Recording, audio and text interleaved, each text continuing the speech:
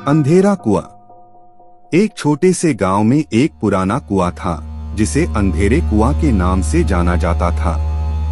इस कुएं के बारे में गांव के लोगों में कई किस्से फैले हुए थे। कुछ कहते थे कि इस कुएं में एक राक्षस बसता है, जबकि कुछ लोग इसे बस एक गांव की पुरानी कहानी मानते थे। राज और सुमन भी गांव के लोगों में इस कुएं के बारे में सुन चुके थे, लेकिन उन्हें इस पर यकीन नहीं था। एक दिन उन्होंने तय किया कि वह इस कुएं को जाकर जानेंगे और उसकी सच्चाई को सामने लाएंगे। जब रात का समय हुआ, वे अपने घर से निकले और कुएं की ओर बढ़ने लगे। कुछ ही देर में वे अंधेरे कुएं पर पहुंच गए। वहां पर अंधेरा था और आसपास एक अजीब चहल पहेली की तरह की आवाजें सुनाई दे रही थीं।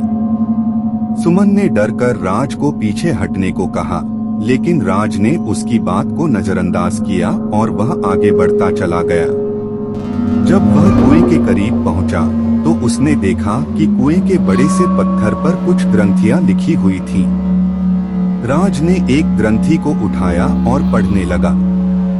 ग्रंथि में लिखा था, इस कुएं में एक अजीब शक्ति बसी है जो रात के समय अपनी शक्तियों को जगाती है। जो भी इसे छूता है वह इसके प्रभाव में आ जाता है। जब रात का समय आता है तो इस कुएं के आसपास अजीब चीजें होने लगती हैं। राज ने इसे पढ़ते हुए सुमन को बताया, हमें यहाँ से जल्दी निकलना चाहिए।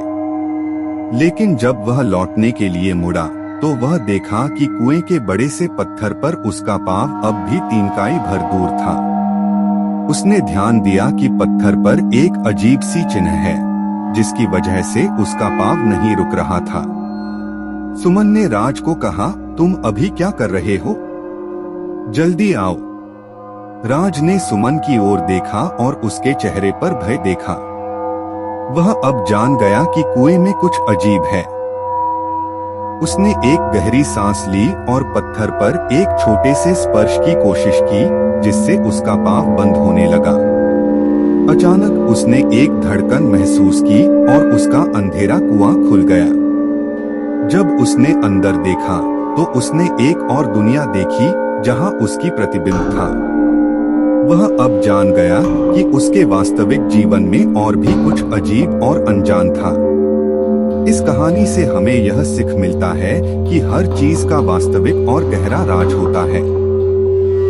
जब हम कुछ के परे जाते हैं, तो हमें असली सच्चाई का सामना करना पड़ता है। और इसी तरह राज और सुमन ने भी अपने गांव के अंधेरे कुएं के साथ जुड़कर एक अजीब और गहरा राज जान लिया।